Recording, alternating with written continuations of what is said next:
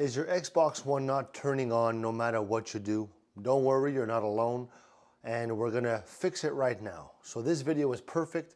If you feel frustrated or you're stuck because your Xbox just shows a black screen or won't start at all, you're here because you wanna get the answers that we've all been waiting for. So here, first you're gonna try a power reset. So unplug your Xbox from the wall, wait a little, and then plug it back in. Hold the power button down for a few seconds. This can wake it up. Next, check your power brick. So if the light is orange or off, it might be broken. So try using a different power brick or outlet to see if that helps. Third, make sure the HDMI cable is working. Unplug it from both your Xbox and TV, then plug it back in tightly. Use a different HDMI if you can. Fourth, clean the vents.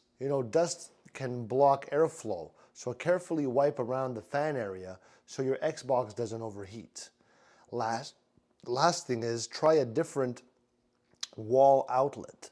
Sometimes the problem is the plug, not the Xbox. So if one of those worked, give this video a like, comment, subscribe, tell me that it helped. See you soon. Ciao.